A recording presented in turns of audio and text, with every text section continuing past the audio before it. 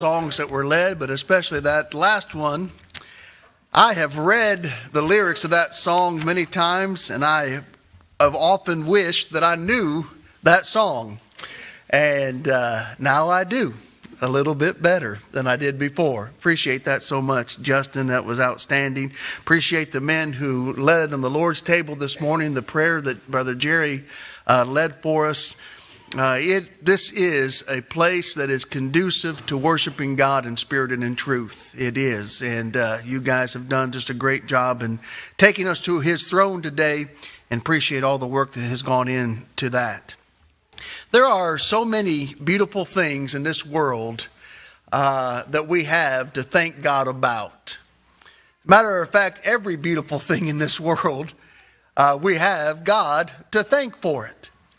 And especially the most beautiful things in the world ought to cause us to go to the one who designed it, who made it, and in His infinite wisdom made it just like He did. Have you ever thought that I suppose God, in any way that He wanted to, could have brought human beings into this world in whatever manner He wanted? He did with Adam and Eve, did He not? He created them. Miraculously created them. But then in His infinite wisdom, He said, I'm going to bring children into this world to be helpless people who are fully dependent upon two other people to bring them up, to teach them, to rear them, to love them, to show in a small way the feelings that I have for all of humanity to this small child that they are going to bring up. And that's what God designed mothers and fathers to do. To show their children at a young age what the love of God is all about. And I think you'd be hard pressed to find a more beautiful thing that God has created than the heart of a mother. The heart of a mother. Just think if you could somehow see pictures from a mother's heart. I'm not talking about heart catheterization or anything like that. I'm talking about the heart that makes up a mother. The place where her emotional being, her decisions are made, her thoughts are processed in the Christian heart, in the heart of a person. Just think if you could somehow get into the heart of a mother. A loving mother, a good mother, a godly mother who has reared good, godly children. Imagine if you could just somehow catch a slideshow of the images that would be found in her heart. Wouldn't that be a beautiful thing to see? Today, we're going to be able to do that with one of the most beautiful and best mothers who has ever lived upon the face of this earth, and that is Mary, the mother of Jesus. Get your Bibles ready. We're going to be doing a lot of reading, a lot of studying together today.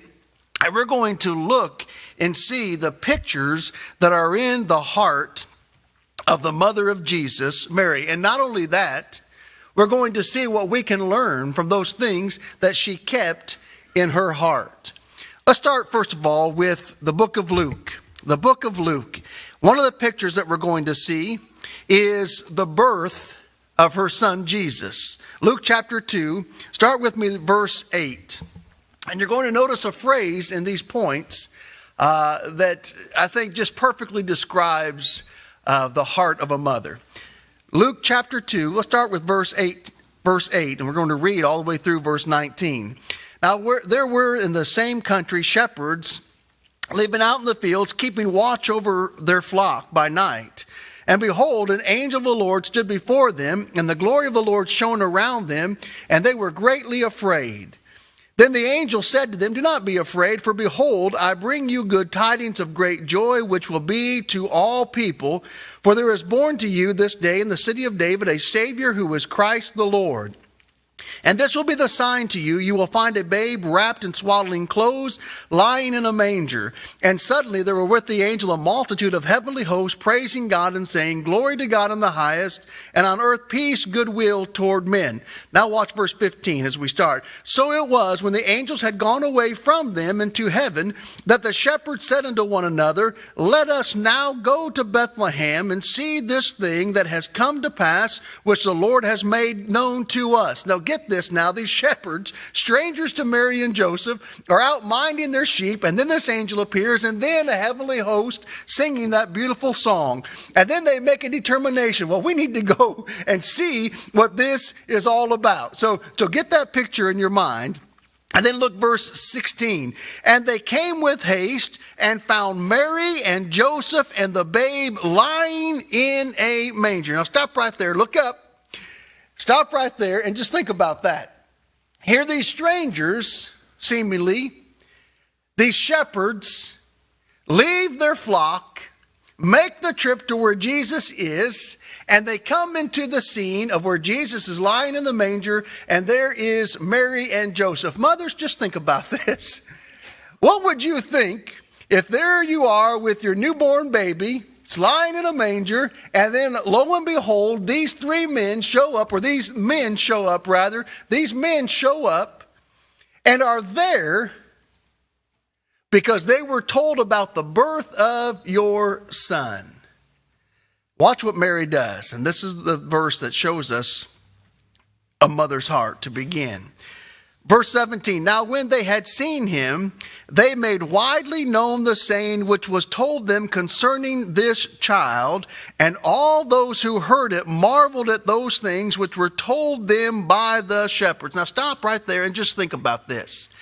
Everybody's talking about it.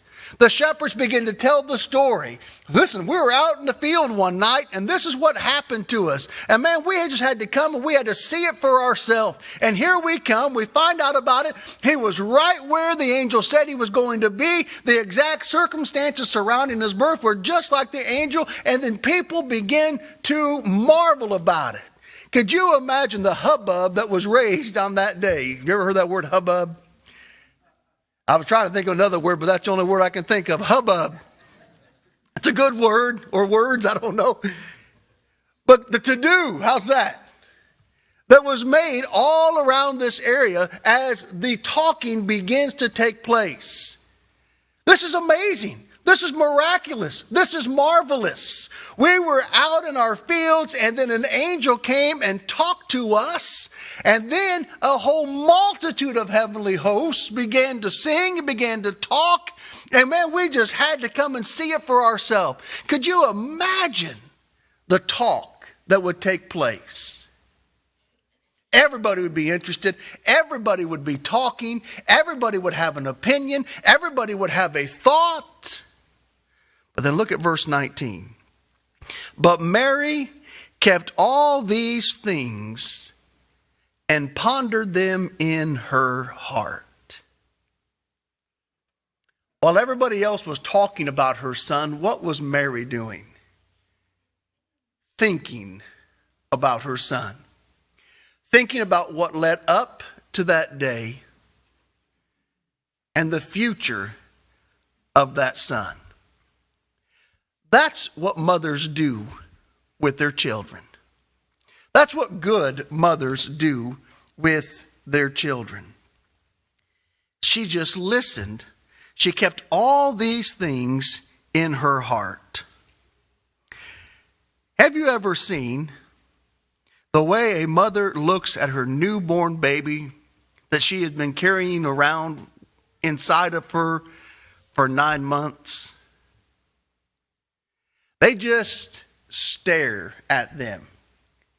You've seen them examine their child, looking at the hair on his head, counting all the toes on its feet, the fingers on its hands, and just looking at this child and almost trying to take that whole thing in.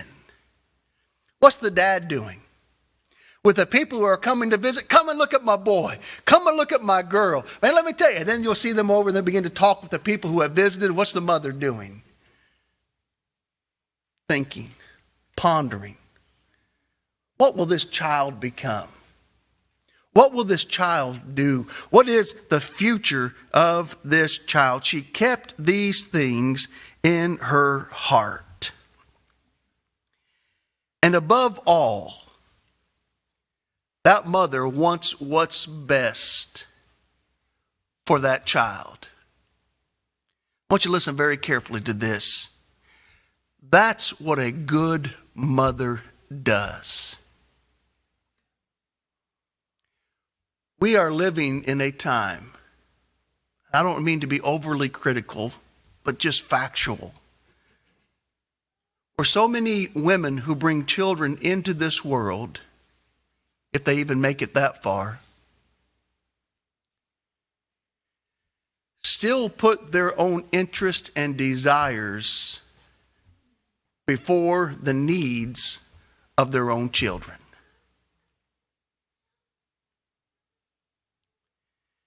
They never get past the selfishness that they've developed in their lives. Children, you have no idea how much your mother's world was changed the day you arrived into this world. You have no idea the change in her heart, the pictures that began to be recorded in her heart the day that you arrived in this world. Mary kept these things in her heart. Listen very carefully, as we know in Mary, but it's no different in other women too. Yeah, there are different circumstances in the life of Mary and her son, obviously. But the basic fundamental things that Mary experienced, all mothers experience, all good mothers experience.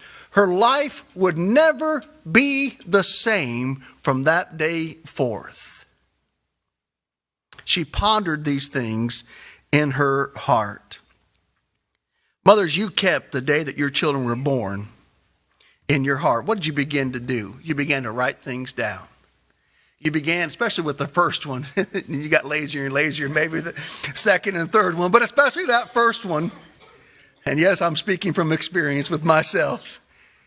That first one, boy, you wrote the things down, you recorded the weight, you kept locks of hair, you kept report cards. I mean, you kept all of these things throughout your child's life. Why? Because you were recording them. But you know, where were they really truly recorded? They were recorded in your heart, weren't they? That's the heart of a mother. Number two. So not only did she keep the events surrounding the birth of her son in her heart, but number two, she kept her son's purpose in her heart as well. Look at Luke chapter 2 again. Now we're going to start with verse 41. The child has grown. And we're going to see in verse 41, he's grown to the age of 12. And watch, starting in verse 41, Luke chapter 2, verse 41. His parents went to Jerusalem every year at the feast of the Passover. And when he was 12 years old, they went up to Jerusalem according to the custom of the feast. When they had finished the days, as they returned, the boy, Jesus, lingered behind in Jerusalem, and Joseph and his mother did not know it. But supposing him to have been in the company, they went a day's journey and sought him among their relatives and acquaintances. So when they did not find him, they returned to Jerusalem seeking him. Now so it was that after 3 days they found him in the temple, sitting in the midst of the teachers, both listening to them and asking them questions. And all who heard him were astonished at his understanding and answers. So when they saw him, they were amazed. Now watch. And his mother said to him, "Son, why have you done this to us? Look, your father and I have sought you anxiously." And he said to them, "Why did you seek me? Did you not know that I must be about my father's business?" But they did not understand the statement which he spoke to them. Then he went down to Nazareth with them and came to Nazareth and was subject to them. But his mother kept all these things in her heart. She kept her son's purpose in her heart. She worshiped with her husband. Let's just make a side note here and notice something about Mary. In Deuteronomy chapter 16, verse 16, it says this: 3 times a year, all your males should appear before the Lord your God in the place which he chooses at the Feast of the Unleavened Bread, Feast of the Weeks, and the Feast of Tabernacles. Only the men were required to go, but what did Mary do? She also went with her husband. She didn't have to go. She didn't have to go to worship these feasts, but she chose to go. Both his parents, the parents of Jesus, Joseph and Mary, went and worshiped. Later on it would say, as his custom was, he entered into the synagogue on the Sabbath. Where did he learn that? He learned that not only from his father, but also from his mother. They were regular worship attendees, weren't they? And even those feasts that she wasn't required to go to, she went anyway. She went anyway. This is the type of mother that she was. She went with him. So the story goes that they lost him. They had been there worshiping. They had been there celebrating. And they began that journey home. And 3 days into the journey, they realized, where is our son? And you can just imagine the caravan. Maybe he's with an aunt. Maybe he's with an uncle. Maybe he's with somebody else. And so they begin to go back and they check with all of their relatives, all of their friends, and they don't find him. Realize they've been missing for 3 days. You ever been left somewhere? Children, any of your parents ever leave you at church, at the church building? It happened to me, and I've done it. My mom thought I was with my dad. My dad thought I was with my mom, and there I was in the church building all by myself. Feel bad for me? Well, don't, because I did it to one of our girls as well. I can't remember which one. I'm sure they can. Well, this is kind of the thing here. They thought he was with somebody else, and so they've gone on, and they can't find him. Now, watch what takes place in this instance. They lost him. They go and check for him. They can't find him. And then look at it again. Look at verse 48. So when they saw him, they were amazed. So stop right there. Here is this 12-year-old boy. He's talking with the religious elite, the religious leaders. He's asking them questions and talking with them about things that 12-year-old boys don't normally talk about. And the Bible says they were amazed by what they saw. You think that's going to be good enough for a mother, though?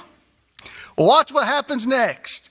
Son, she said to him, notice, what about the leader of the family? What about the father in the home? What about the God's chosen leaders, the father in the home? Let me tell you something. In this instance, it's not the father you need to worry about, is it? She speaks up and says, son, why have you done this to us? That's an interesting question, isn't it? And young people, listen so carefully to this. Young people like to say, it's my life, I'll do what I want. And at different ages, this attitude develops to where you get to these somehow mythical, magical years. I'm 18. I can do what I want. I'm 21. I can do what I want. I'm a married man. I can do what I want. It's my life. I can make something of it. I can wreck it if I want, but it doesn't matter because it's my life and it doesn't affect anybody else but me. Mothers oftentimes go to the worst case scenario, 0 to 60, like that. We've not seen our son in 3 days. He's been missing 3 days. He's dead in a ditch somewhere. They're 10 minutes past curfew.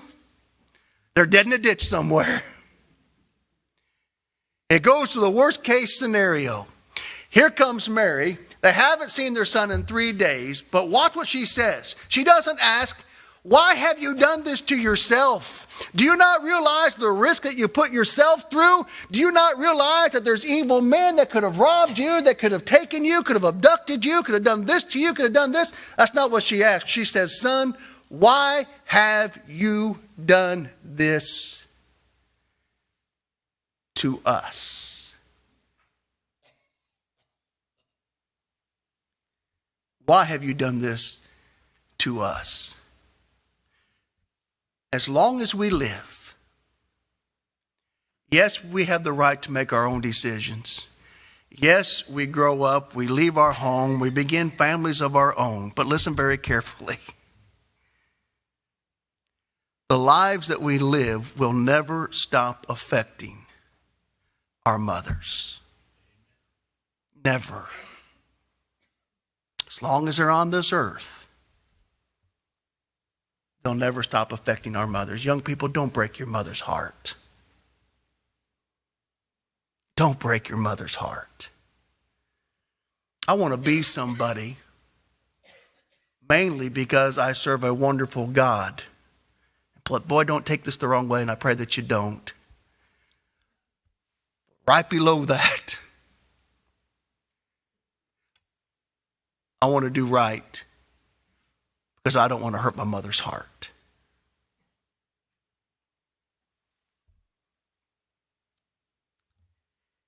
Two important dates are in your life. The day that you were born and the day that you discover why. What's your purpose in life? A mother can see things in her children. They see the way they're wired. They see the potential they have. A father, he waits to fix something that's broken while the mother seeks to build what's there. Isn't that right? As fathers, bring us something broken, we'll fix it. Bring us a problem, we'll tell you how to fix it. A mother seeks to build what is there. And so when all of these things take place, the answer from Jesus is this. Did you not know that I must be about my Father's business? And what did she do? She took that into her heart. She took a picture of it mentally, put it in her heart, and she contemplated her child's purpose. Mothers and fathers, our children are here for one reason, just like everybody else is, to develop lives that will get us from this earth back to the God who made us. That's it. All this other stuff that just takes our time, that fills our time, that yes, brings us some joy. There's no doubt about that. I'm not knocking any of that other things. There are a lot of things on this earth that bring us great joy. There's nothing wrong with those things. But our number one job as a parent is to get our children ready for the judgment day. That is their purpose. Are you training them for God? If you could see what your mother sees in your potential, you might aim a little bit higher. She wants what's best for you. Number 3, and finally, turn with me to John chapter 19. This phrase is not here uttered as we've seen in other places, but the thought is there. John chapter 19. She remembered her son's provision. One of the most beautiful and most touching scenes from the cross, in my opinion, is when Jesus looks down and sees his mother standing there. And in the midst of excruciating pain and torment, with all the sin, not only of the physical pain through which he was going, but the spiritual battle he was fighting, and all of that coming in, and all the things that he had to really take care of. I mean, he had to make sure that Scripture was still being fulfilled. He had to deal with the man who was trying to come to him while he was there on the cross. He was having to deal with all of these things. And in the midst of all of these things, before he gives his final breath, he looks down from the cross, and there he sees his mother. And it picks up in John chapter 19. Look at verse 25. Now there stood by the cross of Jesus his mother, and his mother's sister Mary, the wife of Clopas, and Mary Magdalene. When Jesus therefore saw his mother and the disciple whom he loved standing by, he said to his mother, Woman, behold your son. Then he said to the disciple, Behold your mother. And from that hour that disciple took her to his own home. She remembered her son's provision and no doubt kept that in her heart. All that a mother does for her children in her lifetime, all that is sacrificed, all that is given from herself can never be adequately described in one 30-minute lesson or one 300-hour lesson could never adequately be described of what a mother gives up the day she becomes a mother. I remember when we were growing up, this was before the days of salads bars and before a salad came with everything, and we would have to order off the kids' menu, and my mom would order something that came with a side salad. And then I know that this is a dumb illustration, one that you may think is so small, but it just, in my mind, shows what a mother does, what a good mother does. She would sit there, and all of us kids were starving to death. And she would have that salad, she'd put her dressing on there, and we'd say, "Can I have a bite?" She'd say, "Give us a bite." My brother, "Can I have a bite?" "Yeah, give us a bite." "Get your fork, get you a bite." My sister, "You want a bite?" "Yeah, give us a bite." By that time, she probably got about 2 bites of that entire salad because the rest of us got it. That's sacrifice, and I know that's silly. That's just a small little example, but that's what they do in every other aspect of their lives. That sacrifice that is there. And they don't do it complaining. They do it because they absolutely love the one for whom they are sacrificing. And so Jesus, from the cross, looks down and sees his mother, and the last thing he does, he sees a disciple whom he loved and says, "John, from now on, you treat her as your own mother." He says to his mother, "Behold your son. From now on, here's the one that's going to provide for you. Here's the one that's going to take care of you for the rest of your natural life, until that day that I can take care of you again when you come to me after your death and the judgment." The natural course of life allows us to do something in return for what all our mothers have done for us, what all good mothers have done for their children. The natural course of life allows us the opportunity to begin to repay a portion of what our mothers have done for us. And the Bible is quite plain about this. 1 Timothy 5, verse 16, "If any believing man or woman has widows, let them relieve them, and do not let the church be burdened." Whose job is it to take care of my mother in her aged years? It's the job of her children. Not saying you can't get help with that. You can't take them to a place where they can take better care of it. But if you do, and when you do, you make sure that you don't forget your mother. It's our privilege to be able to repay just a portion of what our mothers have done for us when we get to, in return, take care of them. And that's a blessing, isn't it? That's a blessing. The Bible has a lot to say about us taking care of our aging parents. There is a book, and perhaps you've read it before. It's called "I'll Love You Forever." Love You Forever. Have you ever read the book? Just a short little children's book. But I was young enough when this book was introduced to me that I see now the real point of the story. It starts out with this young mother has a child, and she rocks that baby in a rocking chair. Have you seen the book? She rocks that baby in the rocking chair, and she sings to him, "I'll love you forever," so on and so forth. "As long as you live, my baby you'll be." Then it goes through, the child begins to grow, but still every day when she can, till this baby's too big to fit on her lap, she takes that baby in her arms, she rocks it and sings the same song to him every night. Well, you fast forward to the end of that book, you know where I'm going. There's a picture of that man, that boy that has grown into a man, now holding his aged mother in his lap, rocking in that same rocking chair, and singing that same song to her. Mindy was given that book when we had our first child. And that book means something completely different to me now. When I was younger, my mother was younger, but then life has happened. And the roles are starting to reverse. I thank God that I still have a mother to take care of. But I know if things happen like they normally do in the natural course of life, that won't always be. And then I won't be able to do anything about it. But I can do something now. Young people, are you hearing me? Take care of your mother. Take care of your mother. Revere her, respect her, hold her up in high esteem. Because one day you'll get as old as me and you realize just what she's given to you.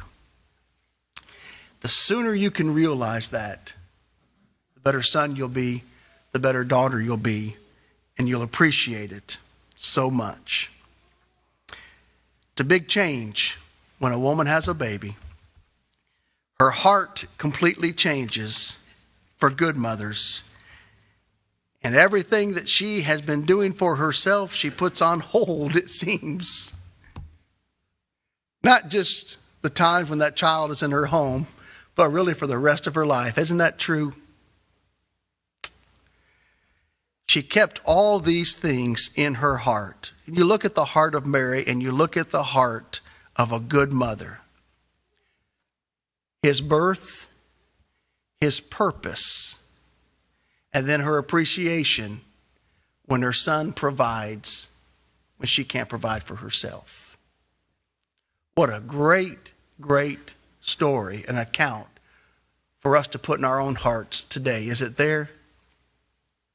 Mothers, it might be that you need an encouragement today to realize, all right, I've got to get things right back where they need to be. I realize what my main focus needs to be. I've got to, as a mother, number one, work to get myself to heaven based upon the wonderful grace of God, what he has done for me. It's time for me now to get busy in my own life. And not only that, but in the lives of my children. It's up to me and my husband to lead these children to eternity so they can leave this earth in good standing with God. That is the purpose of a mother. And us children who have mothers, it's up to us to love them, to respect them, to place them in high esteem, to take care of them when they can't take care of themselves. Let us learn from the things that we've seen today and try to be better mothers and better children as we look at a woman's heart today. If you're not a New Testament Christian, today's the day to begin.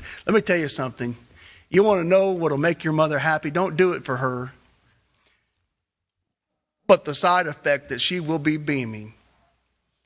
You live your life right. That's what she wants from you more than anything. You want to make your mom happy? Then obey God today. You can do that. Do you believe that Jesus Christ is the Son of God? You're willing to repent of your sins, confess his great name, be baptized into Christ so that all your sins can be washed away. The angels in heaven will rejoice. They'll rejoice among the angels of heaven. There'll be rejoicing going on all throughout heaven. There'll be rejoicing going on all throughout this building. You can do that today. Or maybe if you've not been living right, come home today. Live for him again. Let's all help one another get to where we all want to be, and that's heaven someday. Won't you come together? We stand and sing this song.